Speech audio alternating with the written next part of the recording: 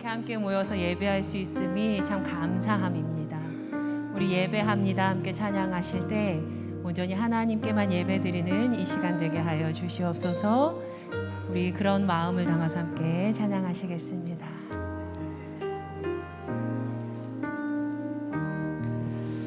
완전하신 나의 주, 의의 길로 날 인도하소서. 행하신 모든 일 주님의 영광 다 경배합니다. 다시 한번 찬양합니다. 완전하신 나의 주, 의의 길로 날 인도하소서. 행하신 모든 일 주님의 영광 다 경배합니다. 예배합니다.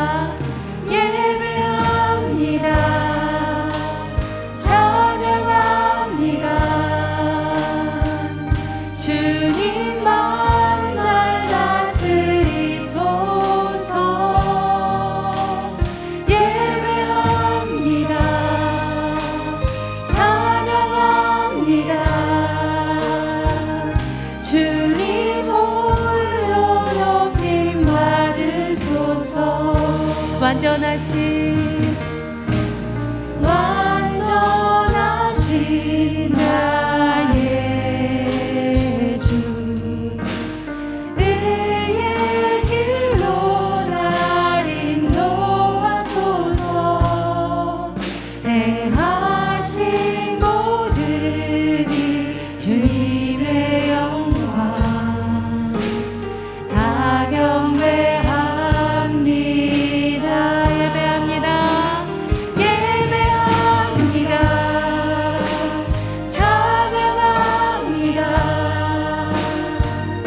주님만 날 다스리소서. 예배합니다.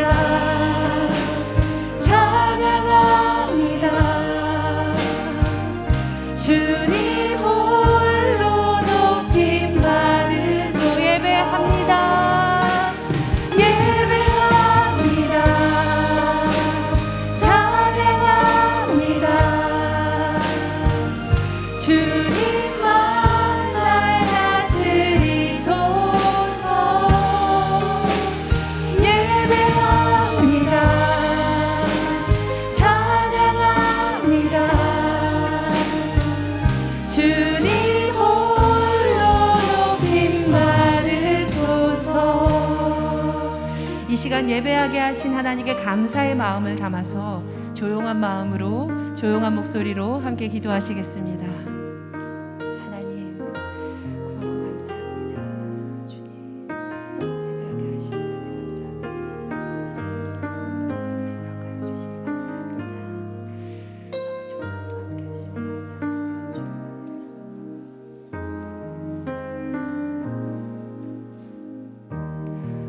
살아서 역사하시는 하나님 아버지 고맙고 감사합니다. 오늘도 주께 예배드릴 수 있도록 은혜 주시니 감사합니다. 이 감사한 마음을 담아 은혜의 예배드리게 하여 주시옵소서. 우리를 구원하신 예수님의 이름으로 기도드립니다. 아멘.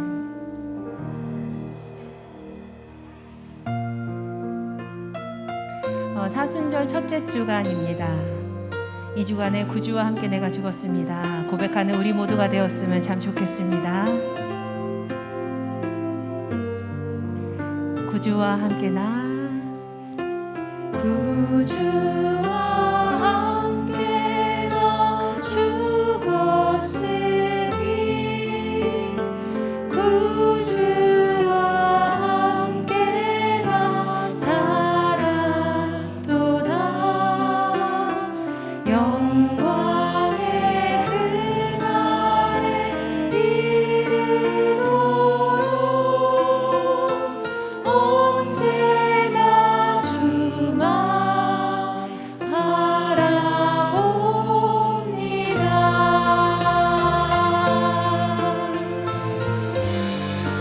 마음속의 시험을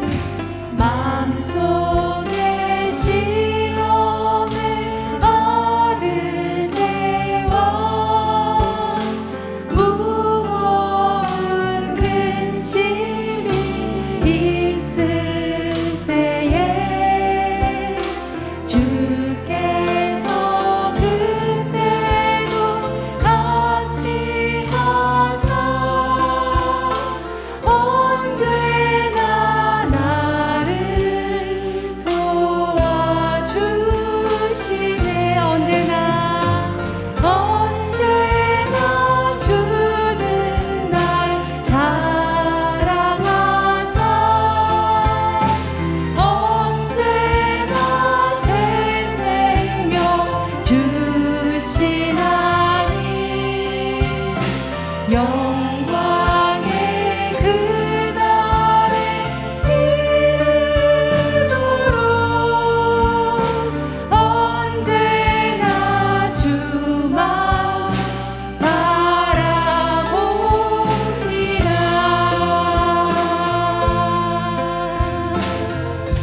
뼈 아픈 눈물을 흘릴 때와 뼈 아픈 눈물을 흘릴 때와 쓰라린 마음으로 단식할 때 주께서 그때도 같이 하사 언제나 나를 생각하 내 몸의 약함을 아시는 주 못 고칠 질병이 아주 없네. 괴로운 날이나 기쁜 때나 언제나 나와 함께 계시 언제나 주는 날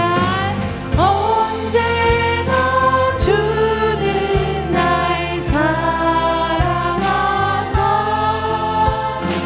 언제나 새 생명 주시나니 영광의 그날에 이르도록 언제나 주만 바라봅니다. 사랑하는 성도님들, 이 예배를 통하여서 주님과 내가 함께 죽었습니다. 이 예배를 통하여서 주님과 내가 함께 죽었습니다. 고백하는 시간이 되도록 함께 기도하시겠습니다. 하나님 고맙고 감사합니다. 주님, 이 예배를 통하여 우리가 구주와 함께 나 죽었음을 고백하는 은혜의 시간이 되게 하여 주시옵소서. 하나님 아버지 함께하여 주셔서 오늘도 오늘도 아버지 역사하시는 놀라우신 하나님 만나게 하여 주실 줄 믿습니다. 아버지 감사합니다.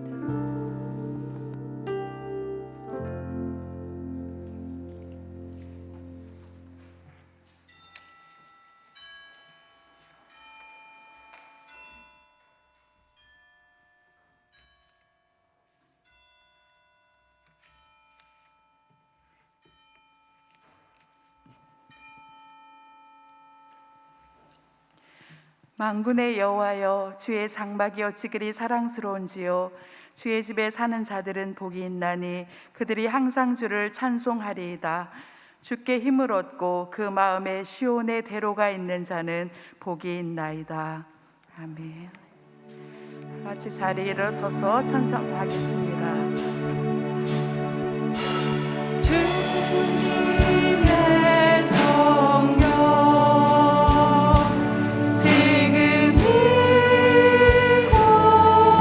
이곳에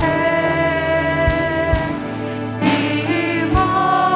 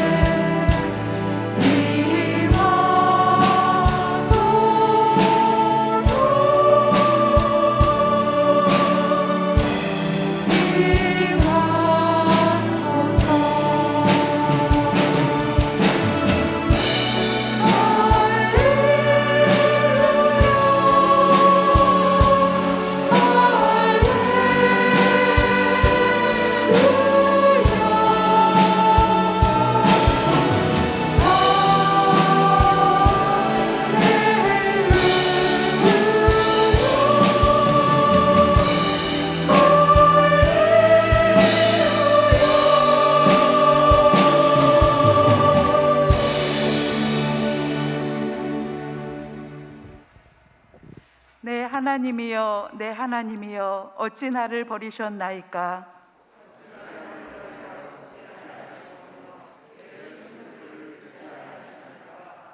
내 하나님이여, 내가 낮에도 부르짖고 밤에도 잠잠하지 아니하오나 응답하지 아니하시나이다.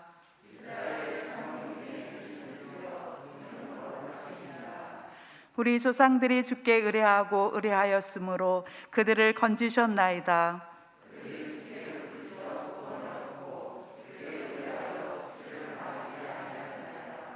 나를 멀리하지 마옵소서. 환난이 가까우나 도울 자 없나이다. 내가 내 모든 뼈를 셀 수 있나이다. 그들이 나를 주목하여 보고 내 겉옷을 나누며 속옷을 제비 뽑나이다.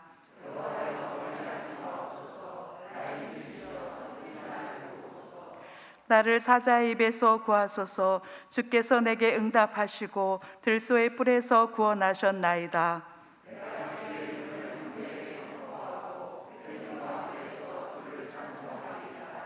여호와를 두려워하는 너희여, 그를 찬송할지어다.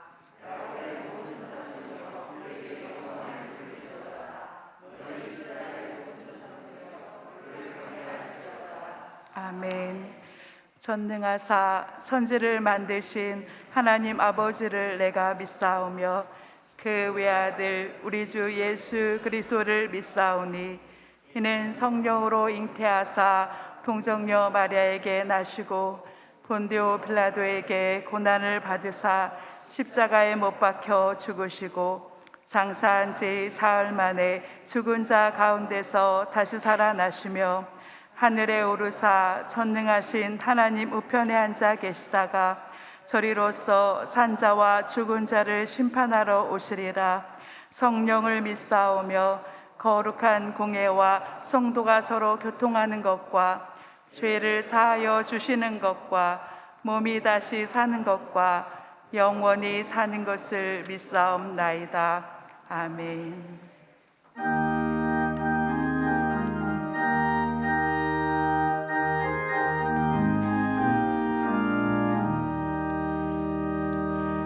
성결하게 하는 셈이 나의 앞에 있도다.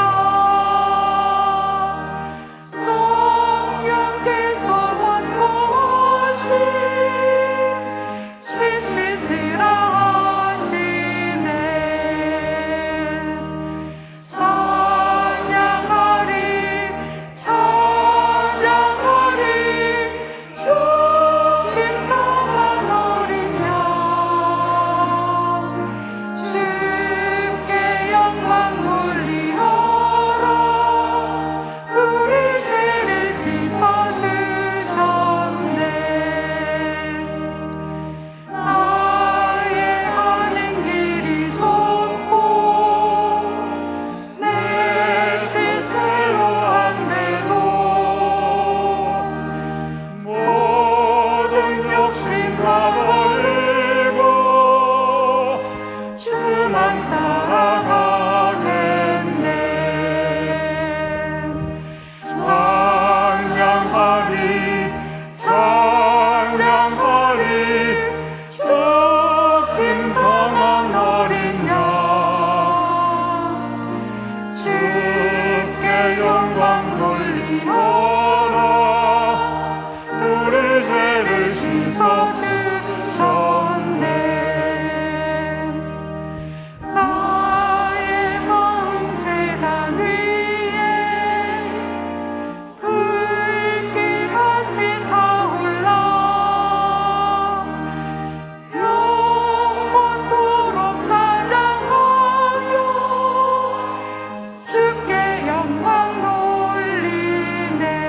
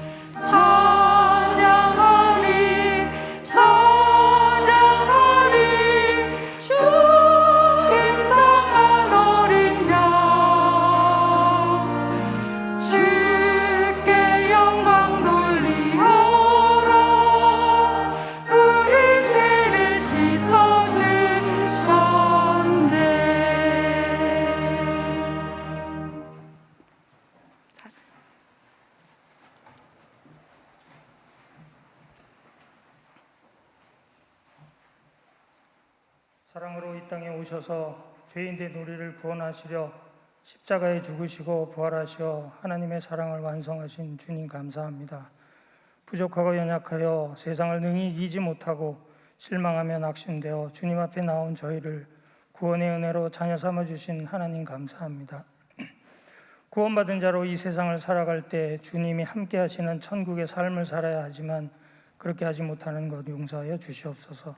하늘 소망만이 아닌 이 땅에서의 주님과 함께하는 천국을 누리며 사는 저희가 되게 용기 주시옵소서. 주님을 온전히 저희의 주인으로 모시고 살 수 있도록 성령님 도와주시옵소서.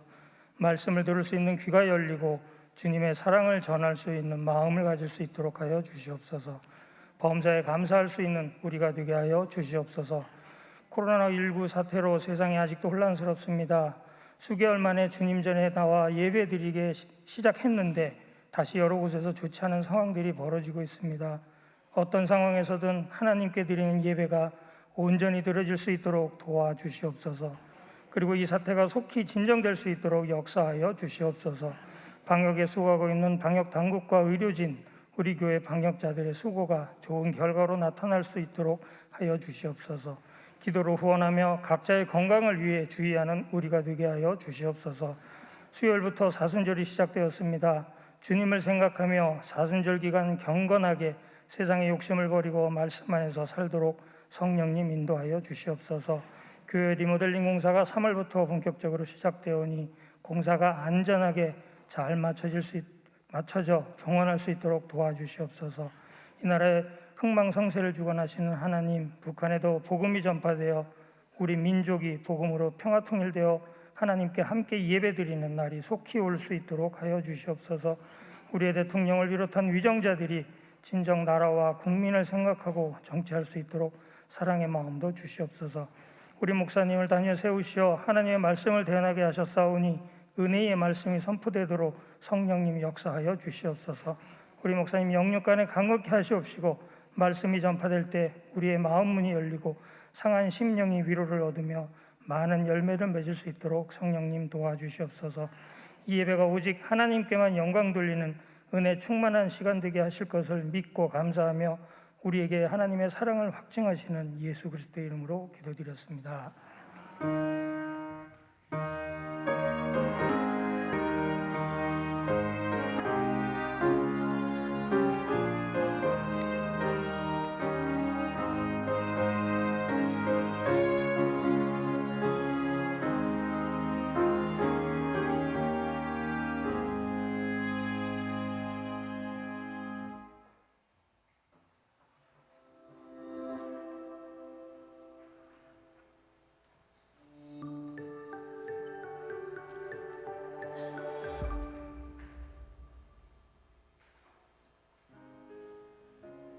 나의 삶의 주인 되시는 주님께 모든 것을 드리며 주님의 기쁨 되는 성도님들 되시기 바랍니다.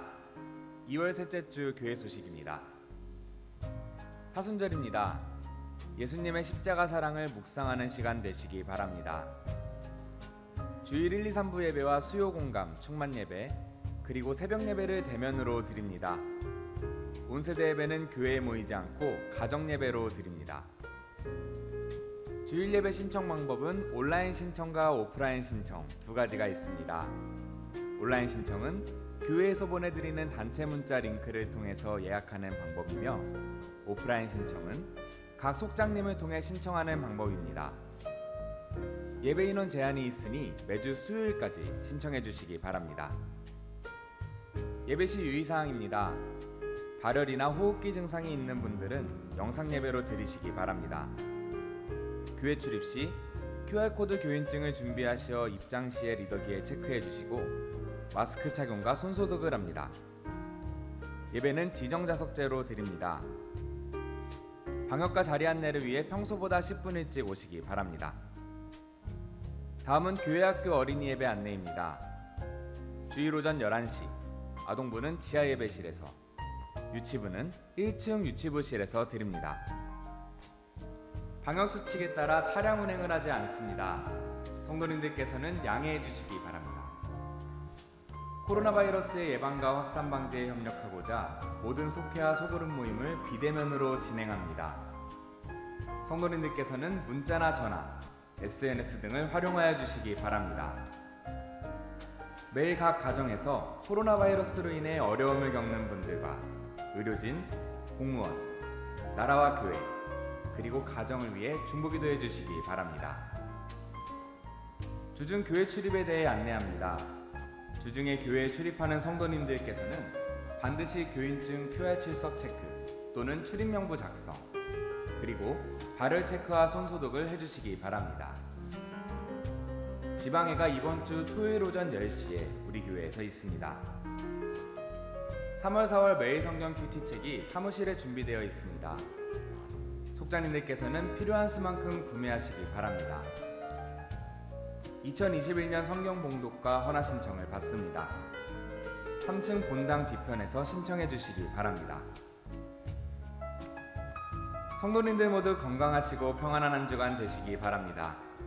사랑이 넘치는 예수님의 가족, 의정부 제일교회 소식이었습니다. 거룩한 주일에 주님 앞에 나오신 여러분들을 환영합니다. 여러분 반가우시죠?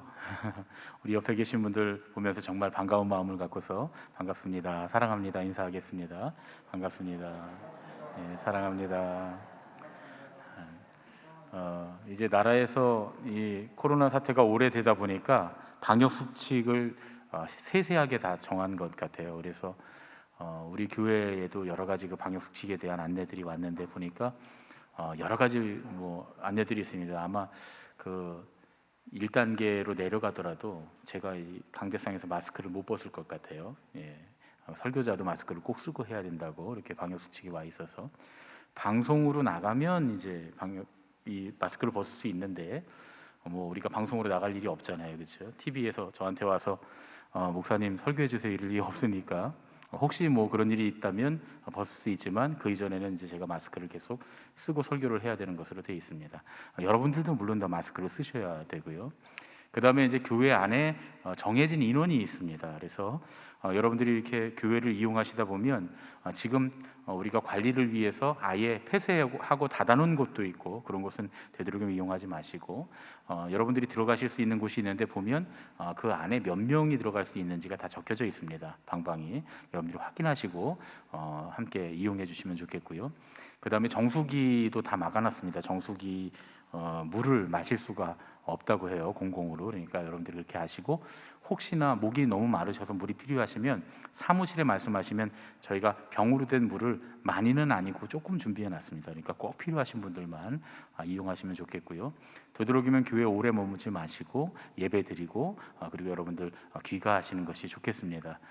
여러 가지 방역 대책에 관한 것들을 우리가 이렇게 따르고 있는데 뭐 예배에 대한 문제 또 우리 안전의 문제도 있고 또 이 관공서에서 계속 와서 이렇게 조사를 하고 한다고 하니까 여러분들이 함께 협조해 주셔서 우리가 예배 드리는 일 그래도 이렇게 어렵게 오랜만에 모이게 됐는데 또 여러 가지 불미스러운 일로 모일 수 없게 되는 일이 생기지 않도록 여러분들이 협조해 주시고 또 많이 기도해 주시길 부탁을 드립니다.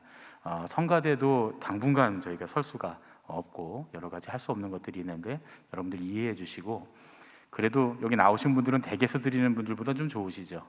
예, 오랜만에 저도 여기 예배당에서 여러분들하고 같이 예배를 드리니까 얼마나 좋은지 모릅니다. TV로 듣는 거랑 찬송가도 우리가 여기서 듣는 거랑 벌써 우리 오케스트라 소리도 다르고 더 은혜가 되고 은혜가 되는 것 같습니다. 어쩐지 오늘 아침부터 이렇게 앞에 계신 여러분들을 보니까 저도 막 힘이 나고 왠지 이제 그동안 좀 쉬고 있다가 오랜만에 목회를 하는 것 같은 느낌도 들고 그렇습니다. 우리가 이렇게 드릴 수 있는 예배를 드릴 수 있는 날이 계속 될 수 있도록 여러분들 위해서 기도해 주시길 부탁을 드립니다. 혹시나 방역에 문제가 생겨서 우리나라에 뭐 계속 확진자가 더 늘어난다거나 해서 변동이 있을 시에는 저희가 문자로 또 연락을 드리도록 그렇게 하겠습니다. 협조 많이 해주시기를 부탁을 드립니다. 이제 우리 하나님의 말씀을 함께 보시겠습니다.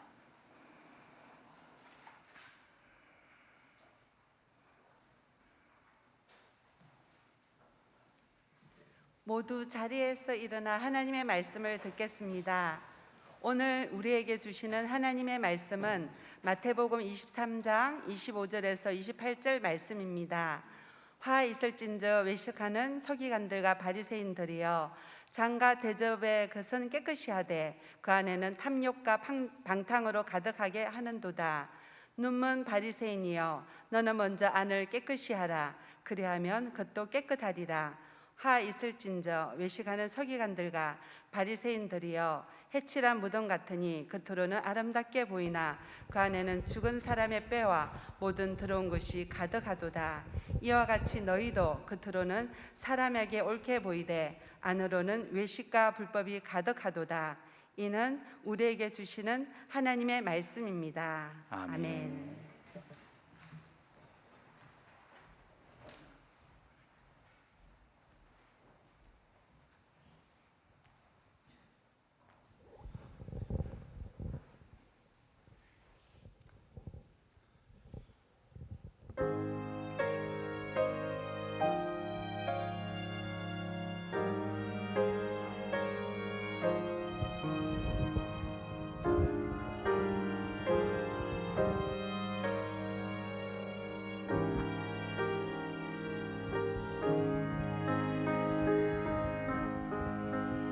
마음이 지쳐서 기도할 수 없고 눈물이 빗물처럼 흘러내릴 때 주님은 우리 연약함을 아시고 사랑으로 인도하시네.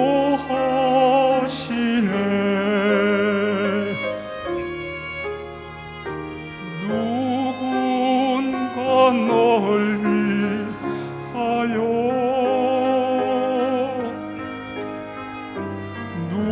누군가 기도하네.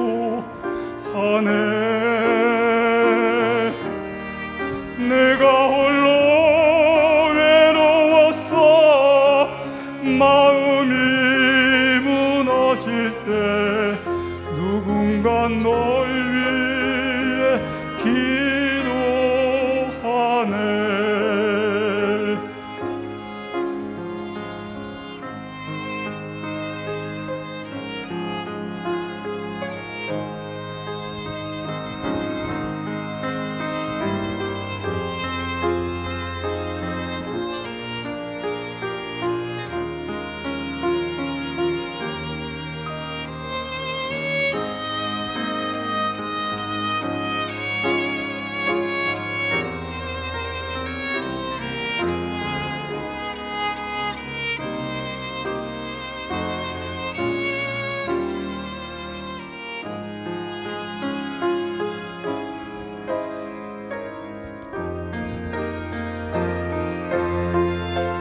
당신이 외로이 홀로 남았을 때 당신은 누구에게 위로를 얻나? 주님은 우리 상한 마음을 아시고 사랑으로 인도하시네.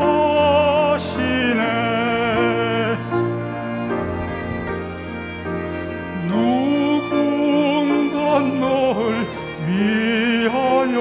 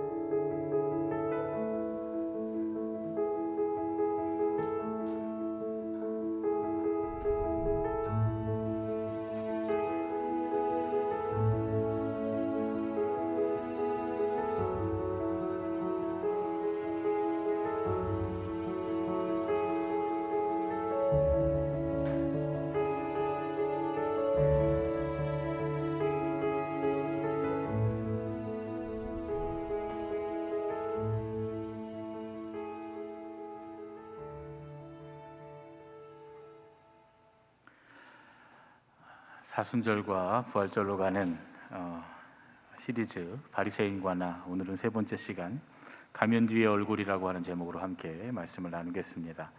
제가 한 가지 걱정이 있는데 마스크를 쓰니까 제 얼굴이 잘 안 보이시잖아요. 그래서 제가 이게 농담을 하는 건지 아니면 진짜로 얘기하는 건지 잘 모르실 것 같아서 좀 걱정입니다. 예. 그래도 어쨌든 제가 한번 말씀을 좀 해보겠습니다. 여러분들이 이제 제 얼굴을 상상하시면서 이게 농담인 것 같다 그러면 웃으시고 예, 진지한 것 같다 그러면 진지하게 받아들이시면 될 것 같습니다. 요즘 건강이 우리 사회 혹은 이 전 세계에 지금 가장 큰 화두가 되고 있습니다. 그래서 오늘은 제가 아주 장수하는 방법을 하나 알려드리려고 합니다. 사실 제가 얘기할 게 아니라 우리 윤 장로님이 말씀하시면 더 좋을 텐데 제가 오늘 이 지난 주간에 좀 알게 된 거라 알려드리겠습니다. 알려드리지 말까요? 저 혼자 알고 그냥 저 혼자 오래오래 살까요? 예. 오늘은 특별히 여기 계신 분들한테만 제가 조용히 알려드리겠습니다. 여러분 도자기 아시죠? 청자, 백자 뭐 이런 도자기 말입니다. 이런 거예요. 도자기는 정기적으로 물을 뿌려주지 않으면 망가진답니다. 도자기는 흙으로 만들었기 때문에 주변의 수분을 이렇게 미세하게 빨아들였다가 내뱉는 작용을 계속 한다 그래요. 우리 눈에 보이지 않지만. 그래서 오랜 시간이 지나서 수분이 다 빠져버리면 균열이 생기고 결국 부서지고 만답니다. 그래서 박물관에 가보면 아주 수천 년 동안 오래된 그런 도자기 여러분 보셨죠? 그 보관하는 방법은 어떻게 하냐면 때때로 정기적으로 도자기에 목욕을 시켜준다는 거예요. 물을 부어서 목욕을 시켜주면 그러면 몇천 년이 지나도 보존이 된다는 겁니다. 사람도 그렇대요. 하나님이 우리를 진흙으로 만드셨기 때문에 정기적으로 물을 묻혀주면 오래 산다는 겁니다. 제가 이럴 줄 알았습니다, 여러분. 진지하게 들으실 게 아니라 이건 제가 농담인데. 그래서 목욕을 자주 하는 사람이 건강하다, 이런 농담을 제가 한 건데 마스크를 쓰고 있으니까 여러분이 제 얼굴을 못 보시니까 농담으로 안 받아들이신 것 같아요. 사람의 피부에 물을 준다 그래서 뭐 근육이나 내장까지 건강해질 일은 없죠, 그렇죠? 그래서 그냥 웃자고 하는 얘기입니다. 또 여러분들 가셔서 우리 목사님이 목욕을 많이 하면 오래오래 장수한다 그랬다고 목욕탕에서 그냥 사시면 안 됩니다. 예. 오늘 사람의 외면과 내면에 관한 이야기를 하려고 이 말씀을 드린 거예요. 특별히 바리새인들과 관련된 예수님의 비유입니다. 회칠한 무덤. 바리새인들을 일컫는 대명사 같은 상징이 바로 이 회칠한 무덤입니다. 우리는 흔히 바리새인들을 겉과 속이 다른 인물들로 생각을 합니다. 예수님께서 그들을 그렇게 표현하시죠.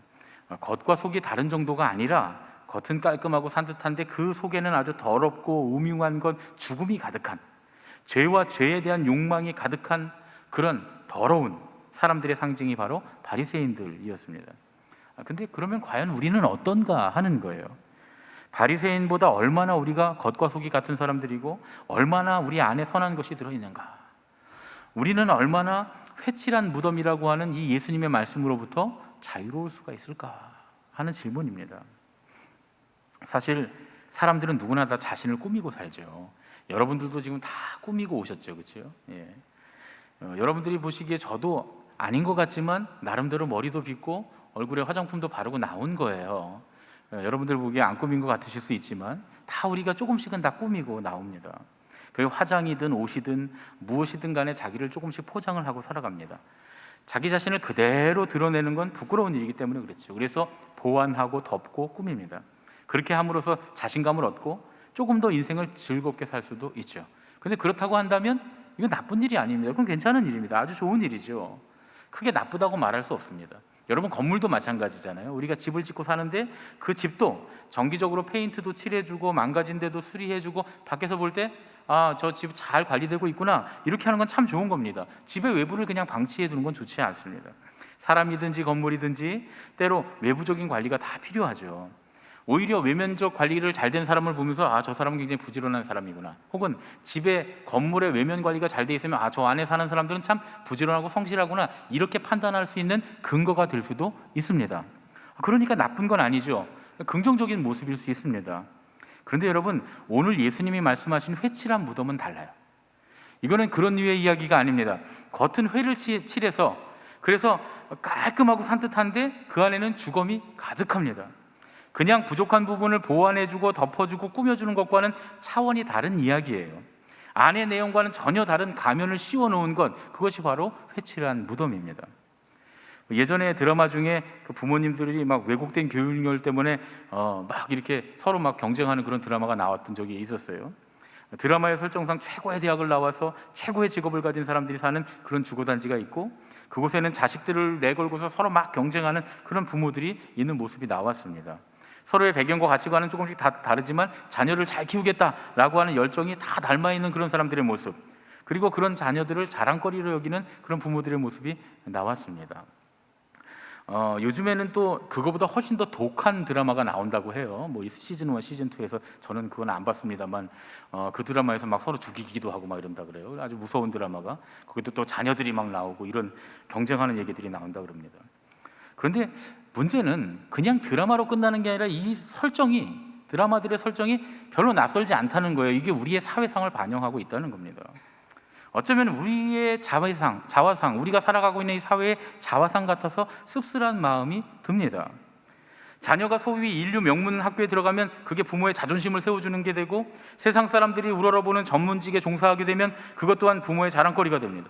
그래서 마땅히 있어야 될 부모와 자식 간의 사랑과 보살핌 이런 것보다 아이들을 세속적인 성취로 이끄는 그 관리가 더 중요시되는 그런 사회예요. 물론 표면적으로는 다 그러죠. 너희들 행복하라고 하는 거야. 자녀들의 행복한 삶, 자녀들의 성공, 이런 것 때문이라고 하는 그런 산뜻하고 깔끔한 이유가 있기는 있습니다만, 사실은 그 안에 들여다보면 부모들이 자신들의 욕망을 채우려고 하는 거짓된 욕망이 가득한 그런 회칠한 무덤과 같은 그런 모습입니다. 거기에는 죽음이 가득하고 사망이 가득하고 더러운 것이 가득합니다. 그런 왜곡된 욕망이 자녀들에게 죽음의 폭력을 행사하고 있는 것은 아닌가 하는 생각도 해봅니다. 그런데 여러분, 이게 우리나라 교육에 관련된 문제만은 아니죠. 뭐 결혼을 하거나 혹은 직장에 취업하는 청년들의 비전에 관한 문제도 비슷합니다. 세속적인 조건을 따라서 비전이 없어도 그냥 자기의 미래를 선택하는 그런 청년들이 많이 있어요. 결혼도 그렇습니다. 결혼할 때 결혼의 이유가 사랑이어야 하잖아요, 그렇죠? 근데 이제 제가 이런 얘기를 하면 여러분들 중에 분명히 목사님 순진하시네요, 그럴 분이 계실지도 모르겠어요. 어떻게 사랑만 갖고 결혼합니까? 예. 이제 저도 이제 조금씩 나이가 먹어가면서 이게 사랑만 갖고 결혼 못하지, 현실이 필요하지, 이런 마음이 사실은 안 드는 것도 아닙니다만, 어쨌든 결혼의 이유가 사랑이어야 하는데 사회적인 혹은 경제적인 안정의 이유로 결혼을 하는 사람들도 있다는 거예요. 그게 더 중요하다고 현대사회에 생각하고 있다는 거예요. 그래서 모든 사람들이 다 부러워하고 박수를 쳐주는 어떤 직장에 들어가는 것, 어떤 결혼을 하는 것, 겉모습은 산뜻하고 깔끔한 것 같지만 가장 중요한 내용이 빠져있는 그런 모습들을 봅니다. 사실 그 내용이 생명이잖아요. 생명이 빠져있는 그런 모습들입니다. 요즘 우리가 살고 있는 사회에 만연한 폭력의 문제도 이런 같은 맥락에서 해석할 수 있을 것 같다는 생각이 들었어요. 뭐 남성 혐오라든지 여성 혐오라든지 세대 간의 혐오의 문제, 좌와 우의 혐오의 문제, 이런 모든 일들, 또 이 코로나 때문에 질병으로 인해서 서로 혐오하는 문제라든가 이런 문제들이 사실은 이 사회에 일어나는 이런 모든 폭력적인 문제들이 회칠한 무덤과 관계가 있다라는 생각이 들었어요. 지금 우리 사회에 일어나고 있는 이 팬데믹 시대의 방역과 관련된 논쟁들도 물론 진짜 안전을 위한 논의들도 있어요. 그렇지만 어쩌면 정치적인 이득을 위해서 막 거짓 정의를 내세우는 모습들, 그런 모습들도 있다는 거예요. 그래서 막 방역을 위해서 서로 싸우고 이렇게 해야 된다 저렇게 해야 된다 싸우던 사람들이, 그렇게 방역이 중요하다고 목숨 걸고 외치던 사람들이 어느 날 보니까 자기들끼리 많이 모여갖고 술을 마시고 뭐 밥을 먹고 이런 거 사진 찍어서 올리고 그랬다가 낭패를 보는 경우들, 이런 경우들을 우리가 종종 보고 있습니다. 그래서 그들이 말한 그 정의는 진짜 정의가 아니라 자기들의 정치적 이익을 위한 거짓 정의였던 거죠. 또 그동안 미워했는데 대놓고 증오를 드러낼 수 없었던 그런 대상들을 바라보면서 이때다 싶어서 막 폭력을 쏟아내는, 거침없이 쏟아내고 있는 그런 모습들, 사회에 이 교회 신앙인들을 싫어하던 사람들이 갑자기 다 모두 다 그냥 다 도매급으로 묶어서 막 폭력을 행사하고 미워하는, 증오하는 이런 모습들, 혹은 서로 미워하고 증오하는 모습들, 방역이라는 걸 갖다 놓고서 그 다 가운데다 갖다 놓고서 막 미워하고 증오를 냈었는 이런 모습들도 거창한 명분을 걸고 싸우고 있는 것 같지만 정작 산뜻하고 깔끔한 그런 대의를 외치는 그런 모습들 가운데 사실은 그 안에 있는 욕망, 자기가 갖고 있는 욕망을 표출하는 그런 모습들을 자주 보게 됩니다. 이런 것들이 회칠한 무덤이 아닌가 하는 생각을 해봤어요. 그런데 이제 여러분 궁금하실 거예요. 하필이면 왜 회칠한 무덤일까? 회칠한 무덤의 탄생 배경은 이렇습니다. 신약 시대 예루살렘 성안과 주변에는 수많은 무덤들이 있었다고 해요. 대부분 석회암 동굴을 파고 그 안에 무덤을 만들었습니다. 예루살렘 주민들의 무덤은 대부분 가족 무덤입니다. 이스라엘 사람들이 그래서 사람이 죽으면 열조들과 함께 누웠다, 선조들과 함께 누웠다 이런 표현을 쓰잖아요. 그 이유가 뭐냐면 그냥 가족들이 가문 대대로 거기에 묻히기 때문에 그렇습니다. 그런데 이제 예루살렘에 집을 지을 때 보통 이 석회암으로 된 벽돌로 집을 짓는 거예요. 석회암을 적당하게, 석회암이 물렁물렁한 돌이니까 적당하게 잘라서, 그래서 벽돌을 만들어서 그걸로 쌓아서 집을 짓습니다. 그런데 여러분 생각해 보세요. 석회암 벽돌을 쌓아서 집을 지을 때 석회암 벽돌을 이렇게 다 잘라내고 나면 거기 뭐가 생길까요? 동굴이 생기겠죠, 그렇죠? 돌을 다 파서, 산을 파서 돌을 이렇게 꺼내 갖고 만들었으니까, 그러면 그 동굴이 무덤이 되는 거예요. 이스라엘 사람들은 거기를 무덤으로 삼았으니까. 그러니까 생각해 보면 석회암을 잘라 갖고 막 몇 킬로씩 끌고 가서 집을 짓지는 않았을 거 아니에요. 석회암이 있는 곳에 다 잘라서 그 옆에다 집을 짓고 그 옆에는 그냥 무덤으로 삼습니다. 그렇게 하다 보니까 이제 이스라엘 백성들의 여기저기에 무덤이 많이 있는 거예요. 이스라엘 사람들은 보통 사람이 죽으면 그 동굴 무덤 안에 이렇게 평상을 깔아놓고 그 위에다가 이제 시신을 모십니다. 그리고 그냥 놔둬요, 썩을 때까지. 그래서 시신이 다 썩어서 뼈만 남게 되면 그 유골을 수습을 해서 네모난 이 돌상자, 석관이죠, 요만한 석관에 석회암으로 만든 석관을 이렇게 만들어서 그 돌 안에 이제 유골을 안치하고, 그리고 이제 그 각자의 자리에 이렇게 모셔두는 거예요. 그래서 이런 석관을 글로스크마 이렇게 부릅니다. 그래서 당시 예루살렘 성안의 무덤은 집과 굉장히 가까웠어요. 집을 대부분 석회암으로 만들다 보니까 집을 만들 때 석회암을 떠낸 데가 바로 동굴이 되고 그게 무덤이 되고, 그리고 돌이 무겁다 보니까 멀리 못 옮기니까 바로 옆에 인접하게 되니까 집 옆에 무덤이 있는 경우가 굉장히 많이 있었습니다. 그러다 보니까 이제 그 당시에 주의를 기울이지 않으면 사람이 이 집과 무덤을 구별하지 못하고 다니는 일이 비일비재했어요. 그게 그 당시에, 예수님 당시에 예루살렘 성안에는 아주 당연한 일이었습니다. 우리 같으면 좀 이상하죠. 집 옆에 무덤이 있다는 게 좀 이해가 잘 안 되잖아요. 이제 우리나라도 이렇게 저기 이제 아랫역 평야 같은 데 가면 이렇게 아주 집 가까운 곳에 무덤이 있는 경우들이 종종 있어요. 이 남도 쪽으로 내려가 보면 산들이 별로 없기 때문에 이렇게 논이 있고 밭이 있고 집이 있고, 거기 이렇게 조금 야트막한 조그만 언덕 같은 거나 숲이 있으면 진짜 우리가 보는 이 큰 산이 아니라 이렇게 야트막한 언덕 같은 것도 산이라고 하고, 거기 무덤이 있으면 막 집 옆에도 무덤이 있고 그런 경우들이 있거든요. 근데 왠지 이제 무덤이 집 옆에 있다 그러면 우린 정서상 안 좋게 느껴지는데 이스라엘 사람들은 그렇지 않았어요. 왜냐하면 늘 집 옆에 무덤이 있으니까요. 그게 평소에는 문제가 안 됐습니다. 그런데 문제되는 때가 있어요. 언제냐면 하나님 앞에 예루살렘 성전으로 제사를 드리러 갈 때는 문제가 됐습니다. 하나님 앞에는 정결한 사람들만 예배드릴 제사할 수 있었거든요. 그 당시에 부정해지면 하나님 앞에 제사를 드릴 수 없다 이렇게 생각했는데, 가장 부정해지는 두 가지 이유가 뭐냐면, 첫 번째는 성적인 것. 성적인 것과 관련된 거는 안 돼요. 부부관계를 맺었어도 제사를 못 드립니다. 그러니까 조심해야 돼요. 그 다음엔 죽음에 관련된 겁니다.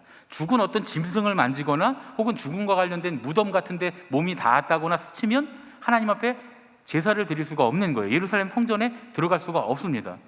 그런데 이게 평소에는 문제가 안 돼요. 예루살렘 사는 사람들한테는 문제가 안 되는 이유가 뭐냐면, 이번 주에 제사를 못 지내면 다음 주에 소 끌고 양 끌고 가서 하나님 앞에 제사를 지내면 되잖아요, 그렇죠? 11조를 다음 주에 가서 드리면 돼요. 예루살렘 사람들한테는 큰 문제가 안 되는데, 이제 1년에 한 번 명절에 찾아오는 순례자들한테는 이게 큰 문제가 됩니다. 이스라엘 사람들 6월절 같은 큰 명절이 되면 세계 각국에 흩어져 있던 그런 이 유대인들이 1년에 한 번 하나님 앞에 예루살렘의 성전에 와서 뭐 양을 끌고 소를 끌고 와서 1년에 한 번 속죄제를 드리고 하나님 앞에 화목제를 드리고 이런 일을 한 번에 몰아서 한단 말이에요.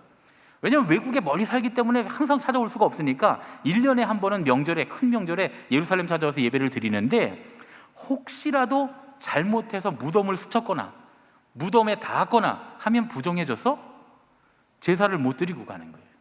큰 문제죠. 그럼 그 사람들은 완전히 낭패를 보는 겁니다. 그래서 이런 문제를 방지하기 위해서 6월절이 다가오면, 큰 명절이 다가오면 집집마다 무덤에 회를 칠하는 거예요. 예, 회반죽을 만들어서 하얗게 회를 칠합니다. 그러면 산뜻하고 하얗게 칠해져 있으면 무덤이기 때문에 순례자들이 와서 거기는 가지 않는 거예요. 건드리지 않는 거예요. 그렇게 할 수 있도록. 그래서 무덤에 손을 대거나 스치거나 기대거나 해서 가장 중요한 제사를 못 드리게 되는 일이 없도록 이 예루살렘에 있는 주민들이 이제 찾아오는 사람들을 배려한 겁니다. 그게 바로 회칠한 무덤입니다. 회칠한 무덤의 핵심은 뭡니까? 산뜻하고 깔끔한 겉모습이 있지만 그 속에 부정한 죽음을 덮었다는 거예요. 근데 이 말씀을 듣고 보니까 오히려 그렇게 깨끗하고 산뜻하게 회를 칠한 것이 오히려 죽음을 표시하는 간판이다라고 하는 사실을 알 수가 있습니다. 예수님 바리새인들에게 그렇게 말씀하시는 거예요. 너희가 지금 깨끗하고 종교적으로 보기에 거룩해 보이고 아주 경건해 보이고 깨끗하게 회를 탁 칠해서 깔끔한 모습으로, 종교적인 모습으로 너희가 꾸몄느냐? 그럼 너희 안에 죽음이 있는 거 아니냐? 이렇게 말씀하시는 거예요. 무덤, 회칠한 무덤처럼 말씀하시는 겁니다. 우리가 예수님께서 바리새인들을 향해서 책망하신 말씀의 참뜻을 여기서 발견할 수 있습니다. 여기서 회칠한 무덤의 핵심은 겉과 속이 다르다는 게 아니에요. 표리부동하니까 내가 너희를 심판하겠다, 그런 말씀이 아닙니다. 여러분, 우리의 겉과 속이 다르기 때문에 하나님께서 우리를 심판하시는 게 아니에요. 이건 잘 알아야 됩니다. 겉과 속이 달라도 심판받지 않는 경우가 있지요. 진짜 예수님께서 책망하시는 뜻이 뭡니까? 마태복음 23장 26절 말씀입니다. 눈먼 바리새인이여, 너는 먼저 안을 깨끗이 하라. 그리하면 겉도 깨끗하리라. 문제는 뭐예요? 안이 깨끗하지 못한 게 문제라는 거예요. 안팎이 다른 게 문제가 아니라 예수님께서는 바리새인들을 향해서 너희 속사람 본바탕을 깨끗하게 만들라라고 명령하시는 겁니다.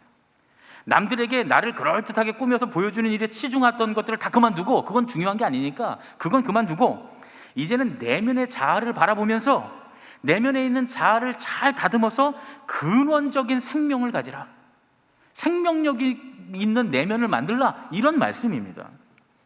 제가 이 말씀을 묵상하다가 문득 어렸을 때 친구한테 들었던 말이 생각이 났습니다. 중학교 다닐 때였는데 시험 기간에 한 친구가 이제 우리 집에 와서 저랑 같이 공부를 하면서 잠을 자고 이제 그 다음날 시험을 보러 가는 거예요. 밤새 늦게까지 그냥 공부를 하고 아침에 막 불이 나게 일어나서 제가 막 세수를 하고 있는데 이 친구가 저한테 갑자기 물어보는 거예요. 야, 너는 얼굴도 하얗고 깨끗한데 왜 세수를 하냐? 이런 질문 여러분 들어보셨습니까? 뭐 당연히 어렸을 때부터 아침에 일어나면 당연히 세수하고 그리고 학교 가는 걸로 알고 있으니까 세수를 했죠. 제가 그랬어요. 아침에 일어나면 당연히 세수를 해야지 꼭 지저분해서 세수를 하냐? 그랬더니 이 친구가 그러는 거예요. 아니, 그러니까 지저분하지도 않은데 세수를 하나 안 하나 티도 하나도 안 나는데 왜 꼭 세수를 해야 되냐고 하고 저한테 물어보더라고요. 그래서 처음에는 야, 별 희한한 소리를 내가 다 듣는구나 그랬는데 가만히 생각해 보니까 일리가 있어요. 물론 그렇다고 해서 제가 세수를 이제 안 한다는 얘기는 아닙니다. 아침에 깨끗하거나 지저분하거나 아침에 꼭 세수를 지금도 합니다. 왜냐하면 그 얼굴에 물을 자꾸 뿌려줘야 오래오래 사니까. 예. 안 웃으시는 분들은 설교 중간에 오셨나 봐요. 예. 그렇습니다. 근데 이제 물론 이거는 그런 얘기는 아니에요. 본래의 존재가 아름다우면 오히려 가면을 쓰면 안 된다는 거예요. 가면을 쓸 필요도 없고 가면을 씌우면 안 되죠. 이 안에 살아있는 사람이 가득하면 그 벽에 회를 칠할 필요가 없다, 그런 말씀이죠. 문제는 속 사람이 살아있는가이지 결코 얼마나 위대한 가면을 썼는가가 아니다라는 말씀이에요. 여러분, 이건 우리의 구원과도 아주 밀접한 관계가 있습니다. 하나님 편에서 우리를 바라보자 이거예요. 하나님 편에서. 제가 예전에 봤던 영화 중에 그 뭐 히어로 나오는 영화, 그런 영화가 있는데 어렸을 때 봤던 영화 중에 그 스파이더맨 이런 영화였는데 스파이더맨이 막 폭주하는 전철을 막 악당이 막 전철을 막 그 많은 전철에 타고 있는 많은 사람들을 죽이려고 하니까 폭주하는 전철을 몸으로 막아서는 막 그런 장면이에요. 근데 얼마나 힘들었는지 전철을 몸으로 막는다고 생각해 보세요. 그래서 힘이 다 빠져서 쓰러진 거예요. 쓰러졌는데 이제 대항할 수 없을 정도로 이제 악당이 막 죽이러 오는데 여기 주변에 그 지하철에 탔던 전철에 탔던 사람들이 이 가면이 막 찢어져 있으니까 가면을 이렇게 벗겨봐요. 그때 사람들이 깜짝 놀랍니다. 막 우락부락하고 멋있게 생긴 그런 청년이 딱 있을 줄 알았는데 보니까 아주 어리고 애되고 예쁘장하게 생긴 소년이 그 얼굴이 들어있는 거예요, 가면 안에. 근데 막 악당이 이제 죽이려고 막 오니까 갑자기 지하철에 탔던 사람들이 쫙 악당 앞을 가로막는 거예요. 날 죽이고 가라 막 이렇게. 그러니까 악당이 그 많은 사람 죽일 수 없으니까 그냥 떠나가 버립니다. 제가 이걸 보면서 무슨 생각했냐면, 야, 이 영화에서 이 시민들이 멋진 가면을 쓰고 현란한 코스튬, 막 엄청난 힘을 가진 히어로니까 지켜줬겠다, 그런 마음이 안 들었어요. 그냥 힘을 잃고 쓰러진 앳된 아리따운 소년, 어린 소년이었기 때문에 이 시민들이 지켜주려고 했다, 그런 얘기죠. 그래서 용기를 내서 무시무시한 악당에 맞서서 소년을 그 사람들이 구해준 거겠죠. 물론 이제 이 영화니까 이건 사실도 아니고 꾸며낸 얘기예요. 그런데 그 스토리에는 저는 진실이 있다고 생각합니다. 어떤 진실이냐? 예수님께서 바리새인과 같은 우리에게 원하시는 게 뭐냐? 위대한 신앙의 모습이 아니라는 거예요. 종교적으로, 신앙적으로 사람들이 보기에 거룩해 보이고 경건해 보이고 이런 모습이 아니라는 거예요. 주님은 그런 거 원하시지 않아요. 주님은 그저 살아있는 그대로의 연약한 나를, 우리를 주님은 바라신다는 거예요. 주님은 우리의 상한 심령을 사랑하신다고 했어요. 다윗이 뭐라고 말씀합니까? 하나님 앞에 고백할 때, 하나님 앞에 사랑을 고백할 때 다윗이 시편에서 그러잖아요. 하나님이 내게 원하시는 것은 상한 심령입니다. 주님은 말과 행동이 아닌 우리의 마음을 원하신다는 거예요. 마태복음 15장 7절부터 8절에 이 말씀이 잘 나와 있습니다. 외식하는 자들아, 이사야가 너희에 관하여 잘 예언하였도다. 일러스되 내 백성이 입술로는 나를 공경하되 마음은 내게서 멀도다. 외식하는 자들아, 외식하는 자들아. 제가 어렸을 때는 이 말씀 들으면서 짜장면집 가서, 중국집 가서 짜장면 먹으면 안 되겠다 이런 생각했었어요. 왜냐하면 그때는 외식의 차이를 잘 몰라서 밖에 나가서 밥 먹으면 다 외식이니까 교회 다니는 사람은 외식하면 안 되는구나 이렇게 생각했는데 그 외식이 아니잖아요, 그렇죠? 이거는 겉에 외면을 의식하는, 외면을 꾸미는 거 말합니다. 그런데 이 외식하는 자라고 하는 히포크리테스라고 하는 히라버의 원래 단어는 맡은 배역대로 연기를 하는 배우입니다. 배우, 영화 배우. 이 당시에는 이제 연극이니까 연극 배우겠죠. 연극 배우를 말하는 거예요. 예수님께서 우리에게 원하시는 건 뭐냐? 우리의 그럴듯한 연기가 아니라는 거예요. 주님께서 원하시는 예수님의 가족은 그런 외식하는 연기자가 아니기 때문에 사람들에게 보여지기 위해서, 그러기 위해서 번듯하고 그럴듯한 말과 행동, 경건해 보이고 거룩해 보이는 말과 행동, 그런 가면을 써서는 안 된다는 거예요. 뭘 가져야 되느냐? 하나님을 공경하고 하나님을 가까이 하는 마음을 가져야 한다는 겁니다. 거기서부터 행동이 비롯되면, 거기서부터 삶이 비롯되면, 거기서부터 비롯된 삶의 태도를 갖고 있으면 우리가 이웃들에게 마땅히 해야 될, 하나님을 사랑하기에, 하나님을 가까이 하기에 마땅히 해야 될 행동의 태도를 취하게 된다는 거예요. 그러면 어떻게 된다 그럽니까? 속사람이 산다는 거예요, 속사람이. 그리고 나서 오늘 예수님 뭐라고 말씀합니까? 그렇게 속사람이 살면 겉사람도 산다는 거예요. 안이 깨끗해지면 겉도 깨끗해진다, 이렇게 주님이 말씀하십니다. 제가 이제 목회를 하다 보니까 저도 늘 교인들에게 모범을 보여야 한다라고 하는 짐을 지고 살아요. 여러분, 제가 추리닝 입은 거 못 보셨죠? 왜냐하면 제가 마트 갈 때도 추리닝을 안 입고 갑니다. 사실 저도 반바지 입고 슬리퍼 끌고 모자 쓰고 가면 편해요, 티셔츠 입고. 근데 가까운 마트를 갈 때도 우리 저 아파트에 있는 마트가 우리 권사님네 마트이기도 하지만, 권사님 안 계시면 그럴까 모르겠지만 어쨌든 권사님 만날까 봐 제가 다 반바지 안 입고 긴 바지 입고 셔츠 입고 이러고 갑니다. 제가 운동할 때만 추리닝 입고 다녀요. 그리고 모자 쓰고 이렇게 갑니다. 근데 놀라운 사실은 여러분은 절대로 제 추리닝 입고 모자 쓴 모습을 못 알아보실 거라는 거예요. 거의 못 알아봅니다. 제가 먼저 인사해야 아세요. 그것도 처음엔 이렇게 보고 있다가 목사님 이러면서 아세요. 처음에는 저도 제가 추리닝 입고 제 아내랑 이렇게 운동하면서 저기 천변을 이렇게 돌고 있는데 우리 교회는 몇 번 만났는데 아는 척을 안 하시는 거예요. 그래서 저분이 나한테 무슨 뭐 실족하셨나, 상처를 받으셨나. 나중에 인사해 보니까 못 알아보던 거예요. 못 알아봅니다. 저 늘 그런 유혹에 빠져요. 뭔가 좀 모범을 보여야 된다. 옷이라도 좀 내가 잘 입고 다녀야지. 이런 유혹에 빠집니다. 외식하는 연기자가 되는 유혹에 빠져요. 이런 건 그냥 간단한 일이라면 더 큰 일도 있어요. 이런 거죠. 우리 목사님은 그렇게 금식 기도를 하신대. 우리 목사님 저 뚱뚱한 게 아니야. 저 부은 거야. 금식을 많이 해서. 이런 거 있죠. 우리 목사님 목이 늘 쉬어 있는데 기도를 그렇게 많이 해서 그래. 우리 목사님은 집에도 안 들어가고 강단에다 자리 펴놓고 맨날 주무시면서 기도하신대. 우리 목사님 종탑 꼭대기 올라가면 기도하느라고 며칠이고 내려오지도 않는데. 이런 얘기 듣고 싶은 마음이 저한테도 있습니다. 있었어요. 그리고 또 그렇게 해본 적도 있어요. 실제로 있습니다. 그런데 가만히 주위를 둘러보면서 그렇게 교인들부터 칭찬받고 한국 교계에서 칭송받고 존경받던 그렇게 하던 목사님들이 지금 한국교회에 큰 실망을 안겨주는 그런 모습들을 보게 됐습니다. 여러분도 그런 모습 보시잖아요, 그렇죠? 그런 모습들을 보면서 저 혼자 곰곰이 생각을 해봤어요. 나는 내 안에 있는 속사람을 조금 더 점검해 봐야 되겠다. 그리고 얻은 결론이 뭐냐면 보이는 면이 아닌 보이지 않는 면으로 하나님을 더 공경해야 되겠다. 겉보다는 속으로 더 하나님을 공경해야 되겠다라는 거예요. 조용히 마음으로 하나님께 가까이 가자. 사람들이 보는 종탑에 올라가서 손을 듣고 폼을 잡고 기도하지 말자. 예배당 강당에 자리를 깔고 소리를 지르면서 교회에 왔다 갔다 하는 교인들이 다 듣도록 기도하지는 말자. 사무실 구석에 숨겨둔 기도 의자에 더 자주 앉자. 마음으로 하나님 옆으로 더 가까이 가자. 사람들의 인정에 귀 기울이지 말고 하나님의 소원에 더 귀 기울이자. 살아있는 상한 마음을 주님께 드리자 말이죠. 그러면 가면을 쓰지 않아도 될 거 아니에요. 그렇게 얼마든지 가면을 벗어도 좋을 진짜 얼굴로 주님 앞에 나가면 참 좋겠습니다. 우리 모두 말입니다. 우리는 지금 한국교회 현대사에서 가장 극심한 불같은 신앙의 연단을 받으면서 시험대 앞에 서 있습니다.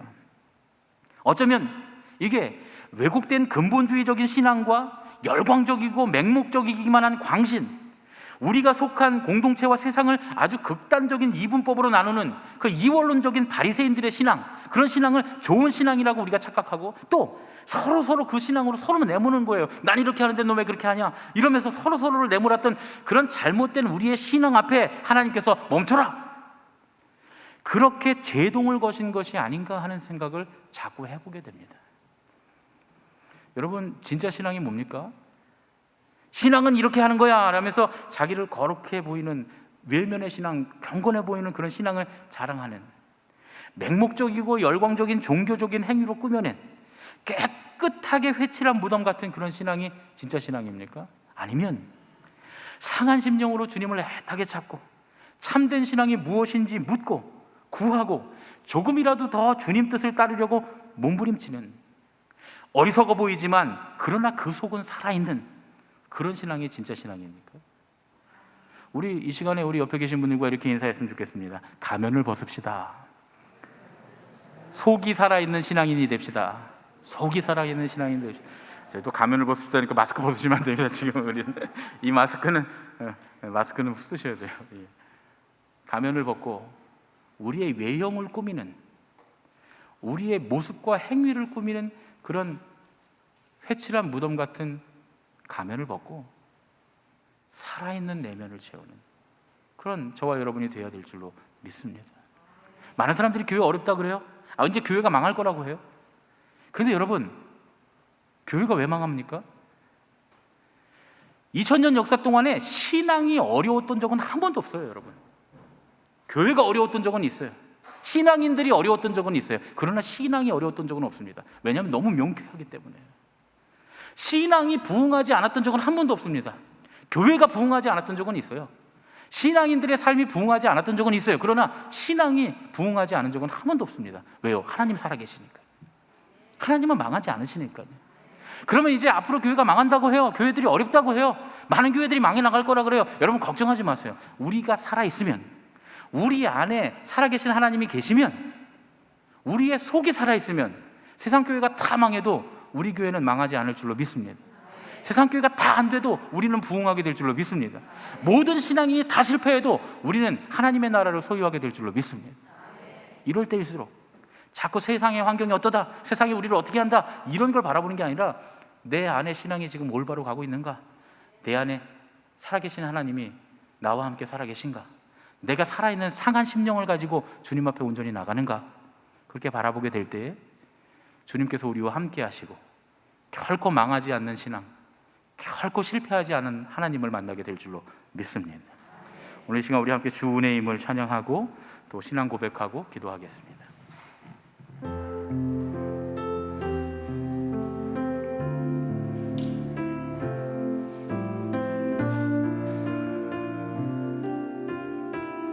주 나의 모습 보내, 주 나의 모습 보내, 상한 나의 맘 보시네. 주 나의 눈물 안에 홀로 울던 맘 아시네. 주 사랑 내게 있네. 주 사랑 내게 있네. 그 사랑이 날 세우네. 주의 내게 있네.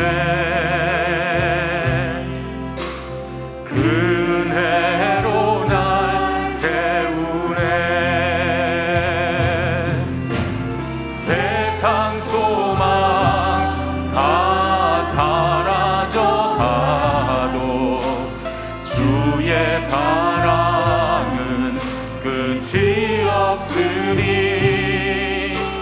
살아가는 이 모든 순간이 주의 힘을 나는 믿네. 주 사랑 내게 있네. 주, 우리 자리에서 일어나서 주님 앞에 봉헌하며 찬양하겠습니다.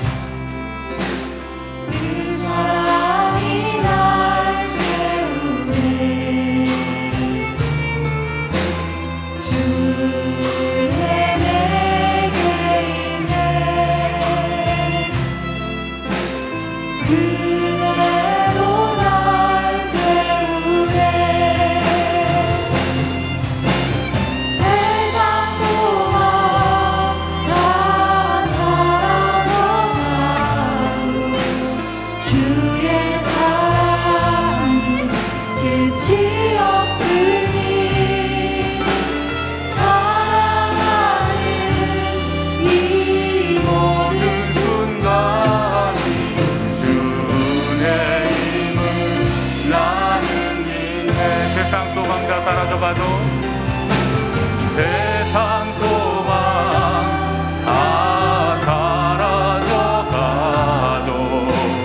주의 사랑은 끝이 없으니 살아가는 이 모든 순간이 주의 힘을 나는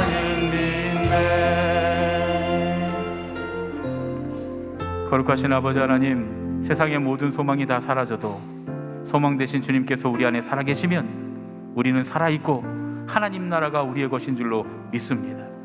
주님, 오늘 이 시간 우리 외면을 꾸미려고 했던, 외면에서 우리 삶의 생명을 찾으려 했던 어리석음에서 벗어나 우리 안에 살아계신 하나님을 담고 상한 살아있는 심령으로 주님 가까이, 주님 곁으로 나아가는 믿음이 되도록 우리를 축복하여 주시옵소서. 우리의 신앙이 겉으로 보여지는 신앙이 아니라 주님, 우리 중심에 있는 신앙이 진짜인가를 다시금 점검하는 시간이 되게 해주시고, 그렇게 함으로써 주님, 오히려 하나님 나라로 더 향해 가까이 가는, 주님께서 우리에게 기회를 주셨음을 깨닫는 시간이 되도록 축복하여 주시옵소서. 이제는 우리 주 예수 그리스도의 은혜와 하나님 아버지의 지극하신 사랑과 성령님의 교통하시고 인도하심이 이제 우리 내면의 것, 주님께 마땅히 드릴 우리의 것을 주님 앞에 드리며, 우리의 외면에서 생명을 찾는 것이 아니라 우리의 중심으로부터 상한 심령으로 주님께로 나아가는 생명을 얻기를 원하는 예수님의 가족들, 우리 제1교회 모든 식구들, 이 예배에 참여한 모든 예배자들 머리 위에 이제부터 영원까지 함께하여 주셨기만을 간절히 축원하옵나이다. 아멘.